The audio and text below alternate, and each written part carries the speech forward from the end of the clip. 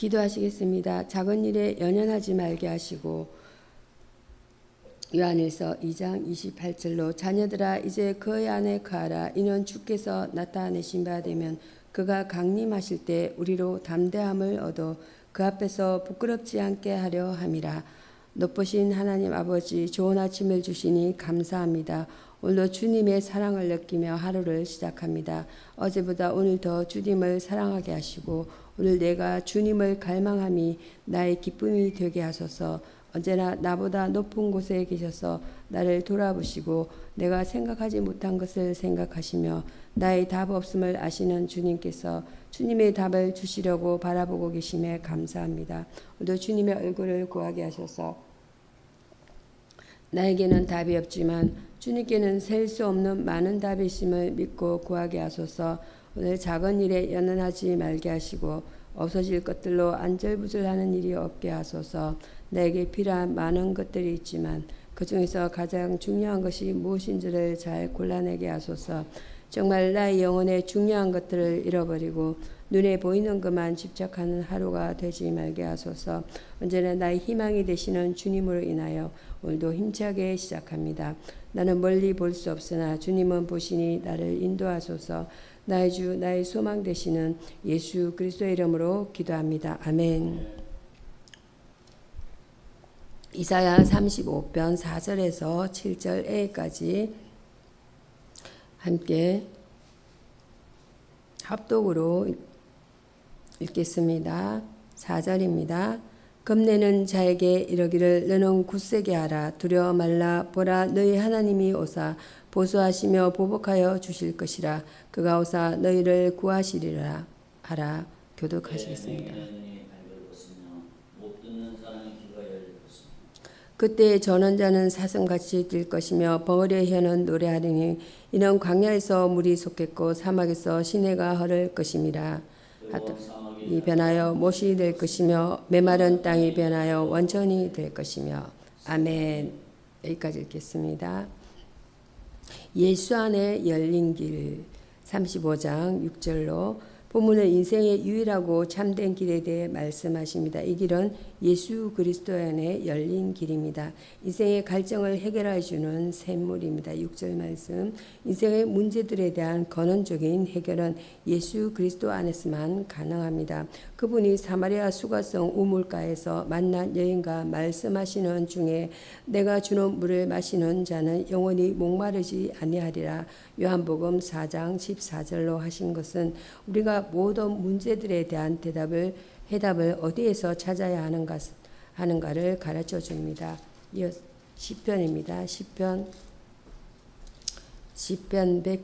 146장입니다. 146장 1절에서 10절 말씀 함께 교독하시겠습니다. 할렐루야. 내 영혼아 여호와를 찬양하라. 나의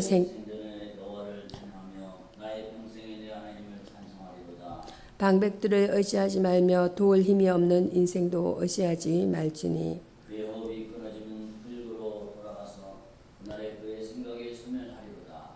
야곱의 하나님으로 자기 도움을 삼으며 여호와 자기 하나님에게 그 소망을 두는 자는 복이 있도다. 여호와는 천지와 바다와 그 중에 만물을 지으시며 영원히 진실함을 지키시며 압박하는 자를 위하여 공의로 판단하시며 줄인 자에게 식물을 주시는 자시로다. 여호와께서 갇힌 자를 해방하시며 여호와께서 맹인들의 눈을 여시며 여호와께서 비굴한 자들을 일으키시며 여호와께서 의인들을 사랑하시며 여호와께서 객을 보호하시며 고아와 가부를 붙드시고 악인의 길은 굽게 하시는도다. 시온아 여호와 내 하나님은 영원히 대대에 통치하시리로다. 할렐루야. 아멘. 146편 1절에서 10절 말씀까지 보겠습니다. 찬양 받으실 하나님이란 본문 내용을 오늘 나누겠습니다. 본 시편에서 150편까지의 다윗편은 시작이 모두 할렐루야로 되어 있는 할렐 시입니다. 언제나 찬양을 받으실 분입니다. 1절에서 5절 말씀입니다. 영혼으로 노래하자 1절입니다. 입술만 아니고 전 인격이 부르는 노래가 참된 것입니다. 한평생 노래하자 2절입니다. 영원히 사랑하고 구원하심 때문에 찬양을 거칠 수 없습니다. 인생을 의지하면 당합니다. 3절에서 4절입니다. 그들의 호흡은 갑자기 끊어지기 때문입니다. 하나님을 의지하면 복을 주십니다. 5절입니다. 의지하면 하나님께서 기뻐하시는 일인 때문입니다. 창조하시고 구원을 베푸시는 분이시다라는 것입니다. 6절에서 9절 말씀. 첫 번째로 만유를 창조하사 우리에게 주셨습니다. 6절입니다. 창세기 1절 1편 28절에서 30절 말씀으로 그러므로 우리는 받지 아니한 것이 없다라는 것입니다. 고린도전서 4장 7편과 두 번째로는 연약한 자를 도우십니다. 7절입니다. 사단에서 벗어나게 하시고 생명의 양식을 먹이시고 죄와 사망에서 해방시켜 주셨습니다. 세 번째로는 소경과 천한 자와 의인을 사랑하십니다. 8절입니다. 네 번째로는 외로운 자와 함께 하십니다. 9절입니다. 영원한 통치자이시다라고 말씀합니다. 10절입니다. 하나님을 찬양하고 의지하며 도움을 구하는 성도들은 하나님이 구원하시고 세세토록 다스리십니다. 다른 아무 세력도 해하거나 손대지 못하게 보호하시며 은혜와 사랑과 평강과 복으로 다스리십니다. 하나님의 다스림을 받는 자만 영원한 복락을 누릴 것입니다.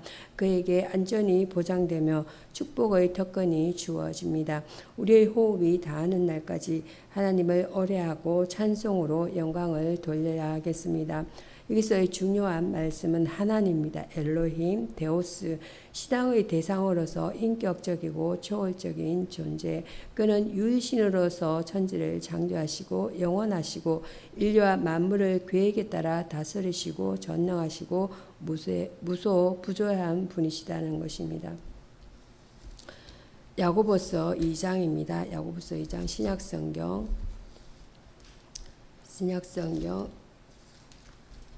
야고보서 2장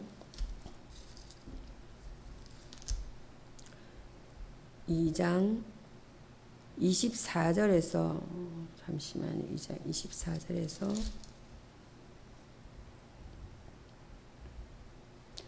37절 7장입니다. 7장. 마가복음 7장이고 야고보서는 2장 1절에서 10절까지 1절에서 17절까지 보겠습니다. 기도하십니다. 내 형제들아 공평무사입니다. 내 형제들아 영광의 주 곧 우리 주 예수 그리스도를 믿는 믿음을 너희가 받았으니 사람을 외모로 취하지 말라. 만일 너희 회당에 금가락지를 주고 아름다운 옷을 입은 사람이 들어오고 또 남는 옷을 입은 가난한 사람이 들어올 때 너희가 아름다운 옷을 입은 자들을 돌아보아 가로되 여기 좋은 자리에 앉으소서 하고 또 가난한 자에게 이르되 너는 거기 섰든지 내 발대상 아래 앉으라 하면 너희 귀에 서로 차별하며 악한 생각으로 판단한 자가 되는 것이 아니냐. 내 사랑하는 형제들아 들을지어다. 하나님이 세상에 대하여는 가난한 자를 택하사 믿음에 부요하게 하시고 또 자기를 사랑하는 자들에게 약속하신 나라를 유업으로 받게 아니하셨느냐. 너희는 도리어 가난한 자를 업신여기로다. 부자는 너희를 억압하며 법정으로 끌고 가지 아니하느냐. 저희는 너희에게 대하여 일컫는 바 그 아름다운 이름을 해방하지 아니하느냐. 너희가 만일 성경에 기록된 대로 내 이웃 사랑하기를 내 몸과 같이 하라 하신 최고의 법을 지키면 잘하는 것이로다. 만일 너희가 외모로 사람을 취하면 죄를 짓는 것이니 율법이 너희를 범죄자로 정하리라. 누구든지 온 율법을 지키다가 그 하나를 범하면 모두 범한 자가 되나니. 간음하지 말라 하시니가 또한 살인하지 말라 하셨은즉 내가 비록 간음하지 아니하여도 살인하면 율법을 범한 자가 되느니라. 너희는 자유의 율법대로 심판받을 자처럼 말하고 행하기도 하라. 긍휼을 행하지 아니하는 자에게는 긍휼 없는 심판이 있으리라. 긍휼은 심판을 이기고 자랑하느니라. 내 형제들아, 죽음이다. 만일 사람이 믿음이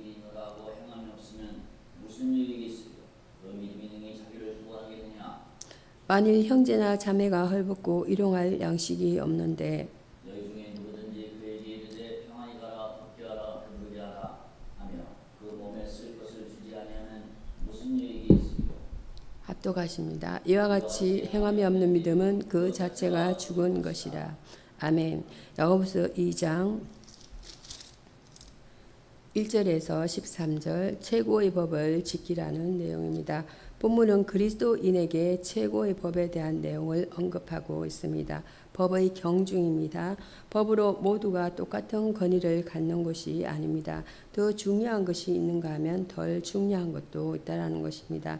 이 말은 어떤 법은 지켜야 하고 어떤 법은 지키지 않아도 무방하다는 것이 아니라 법에도 경중이 있음을 뜻하는 것입니다.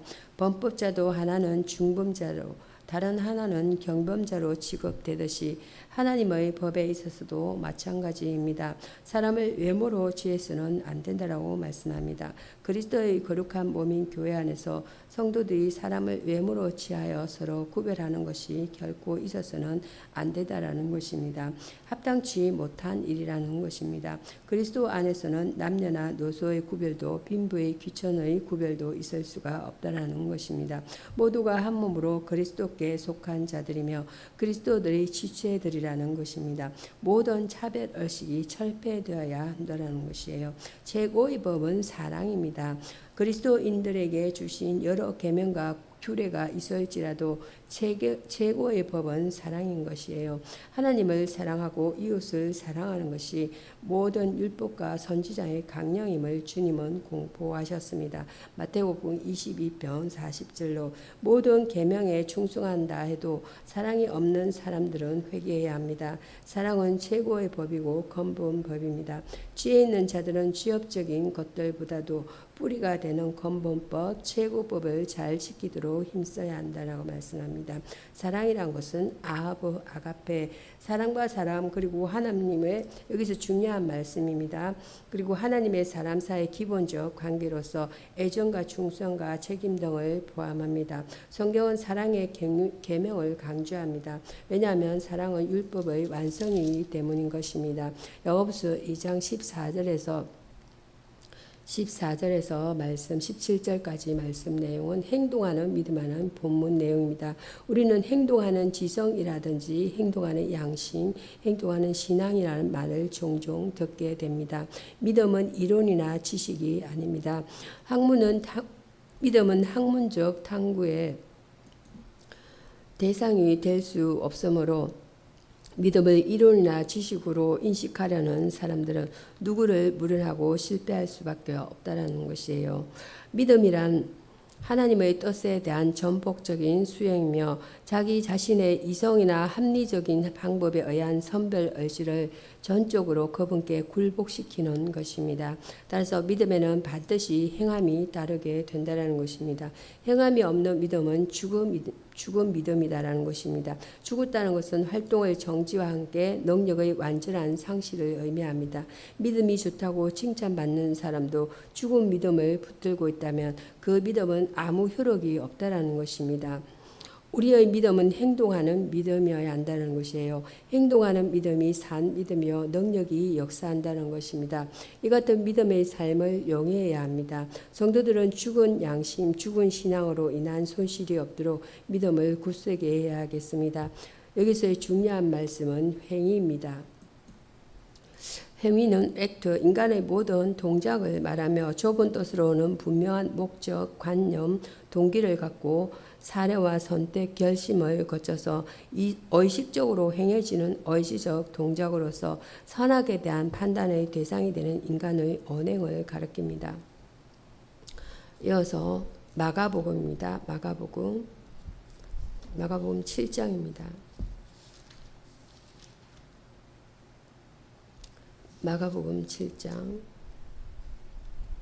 24절에서 37절 말씀, 수로 부르게 여인의 믿음이란 성경 내용입니다. 제가 먼저 읽겠습니다. 예수께서 일어나사 그 길을 떠나 두로 지경으로 가서 한 집에 들어가 아무도 모르게 하시려 하나 숨길 수 없더라. 이에 더러운 귀신 들린 어린 딸을 든 한 여자가 예수의 손을 그 여자는 헬라인이요 수로보니게 족속이라. 자기 딸에게서 귀신 쫓아 주시기를 간구하거늘 예수께서 이르시되 자녀를 먼저 배불리 먹게 하지니 자녀의 떡을 취하여 개들에게 던짐이 마땅치 아니하니라. 여자가 대답하여 가로되 주여 올소이다마는 상 아래 개들도 아이들의 먹던 부스러기들을 먹나이다. 예수께서 부스러기를. 이르시되 이 말을 하였으니 돌아가라 귀신이 내 딸에게서 나가느니라 하시니 여자가 집에 돌아가 본즉 아이가 침상에 누웠고 귀신이 나갔더라. 예수께서 다시 두로 지방에서 나와 시돈을 지나고 대가벌리 지방을 통과하여 갈릴리 호수에 이르시니 여기까지만 읽고 30절 24절에서 30절 말씀 먼저 보고 31절에서 37절까지 함께 읽도록 하겠습니다. 마가복음 7장 24절에서 30절은 여인의 믿음이란 내용이 되겠습니다. 본문은 예수님은 천시되었던 이방 여인에게 신유의 은혜를 베풀어 외식적이던 유대주의에게 경고하신 내용입니다. 수로보니의 여인의 믿음입니다. 수로보니의 여인은 예수님을 만나기만 하면 딸의 병을 고칠 수 있다고 믿었습니다. 이런 믿음을 가지고 딸의 병을 고치기 위해 예수님을 만나러 갔습니다. 그리고 딸을 고쳐달라고 부탁했습니다. 이에 대해 예수님은 자녀의 떡을 취하여 개에게 주는 것은 옳지 않다고 냉정한 태도로 거절하셨습니다. 이 여인은 나는 자녀들에게 먼저 떡을 먹이는 것을 알고 있습니다. 그러나 개들은 자녀들이 버린 빵 조각을 먹고 있습니다. 라고 말하였습니다. 믿음에 의한 건질긴 인내와 겸손한 태도는 예수님의 마음을 움직였습니다. 믿고 인내하는 겸손의 신앙은 의로 여기십니다. 예수님의 응답입니다. 예수께서는 여인을 향해 너희 집으로 돌아가라. 귀신이 내 딸에게서 나갔다고 말씀하셨습니다. 예수님의 말씀에 대해 확고한 믿음을 가진 이 여인은 집으로 돌아왔습니다. 여인은 귀신 들린 딸이 완쾌되었음을 발견하고 기뻐하였습니다. 예수님에 의한 병 고침의 기적은 의심 없는 믿음의 기초 위에서 일어납니다. 예수님은 수로보니게 여인처럼 확실한 믿음에 의한 끈질긴 인내와 겸손한 사람을 절대로 실망시키지 않으신다는 것입니다. 어떠한 경우에도 믿음에 의한 인내와 겸손을 가지고 그리스도에 합당한 성도가 되어야겠습니다. 여기서 중요한 내용은 믿음 아만 피스티스입니다. 인간이 하나님을 믿고 의지하는 것을 말합니다. 참된 신앙이란 본질적으로 그리스도의 구속 사역을 믿는 신앙의 토대 위에 놓여져야만 합니다. 24절에서 31절에서 37절 말씀 기먹고 어눌한 사람을 고치시다라는 성경 내용을 함께 읽도록 하겠습니다. 31절입니다. 예수께서 다시 두로 지경에서 나와 시돈을 지나고 대가볼리 지경을 통과하여 갈릴리 호수에 이르시매 사람들이 귀먹고 말을 듣는 사람을 데리고 예수께 나와 안수하여 주시기를 간구하거늘 예수께서 그 사람을 따로 데리고 무리를 떠나사 손가락을 그의 양귀에 넣고 침뱉다 그의 혀에 손을 대시며 하늘을 우러러 탄식하시며 그에게 에바다 이는 열리라 하시라. 그의 귀가 열리고 혀에 맺힌 것이 곧 풀려 말이 분명하더라. 예수께서 그들에게 경고하사 아무 일도 이르지 말라 하시되 경고하실수록 그들이 더욱 멀리 전파하니 함께 합독하십니다. 사람들이 심히 놀라 가로되 그가 다 살아였다. 기머거리도 듣게 하고 벙어리도 말하게 한다 하니라. 아멘.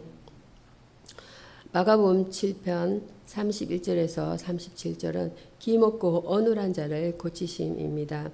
예수께서 갈릴리 호수에서 기먹고 어눌한 자를 주 앞에 데리고 왔을 때 똑똑한 방법으로 치료하셨습니다.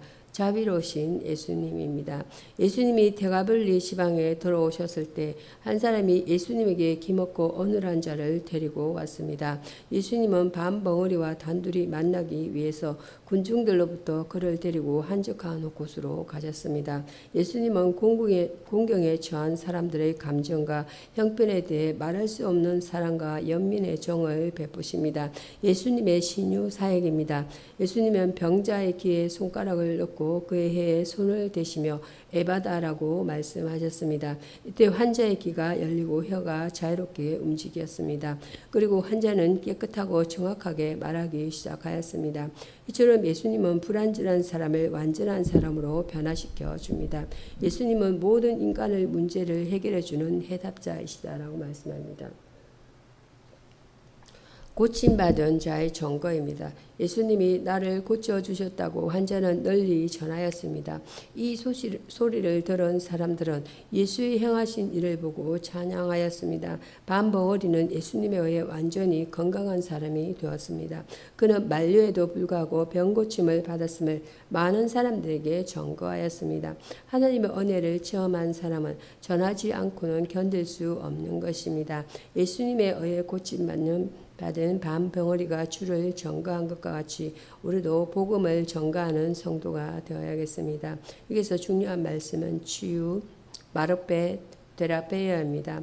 건강한 육체적, 정신적 상태로 회복시키거나 나이나 신체 불구와 같은 한계 속에서도 가능한 최고의 건강 상태로 회복시키는 것을 말합니다. 기도하심으로 오늘의 말씀을 마치고자 합니다. 무더웠던 여름이 지나고 기도하시겠습니다. 9월 가을의 계절을 맞이하게 하신 하나님 감사합니다. 태풍과 폭우와 침수도 여러 아픔과 고난이 있었지만 그럼에도 불구하고 우리 각 사람의 삶을 지켜주시고 붙들어주신 은혜에 감사드립니다. 올 가을에는 모든 아픔과 상처가 잊혀질 정도로 풍성한 은혜가 각 가정마다 넘쳐 흐를 수 있도록 축복하여 주시옵소서. 한 주간의 삶을 회개하며 기도합니다. 지난 한 주간에도 주님을 기쁘시게 하는 삶보다 육체의 소욕을 따라간 삶이었음을 고백합니다. 마음으로는 원하나 몸이 약하여 순종하지 못하는 저의 연약함을 불쌍히 여겨주시고 하나님의 선한 뜻에 따라 살아가기를 결단하는 저희가 되게 하여 주시옵소서. 교회를 위해 기도합니다. 지난 코로나 기간 동안 움츠리던 신앙이 올 가을 특별 새벽 기도를 통해서 기지개를 키는 계기가 되기를 원합니다. 우리 믿음의 선조들이 어려운 중에도 주의를 성수하고 말씀을 사모함으로써 한국교회를 부흥시키고 나라와 민족을 위해 기도하여 한강의 기적을 만들어냈던 것처럼 저희들도 온라인 시대의 예배 현장을 살수함으로써 더 놀라운 부흥을 만들어가게 하여 주시옵소서. 하나님의 전신갑주를 입고 담대하게 믿음으로 살아갈 수 있도록 축복하여 주시옵소서.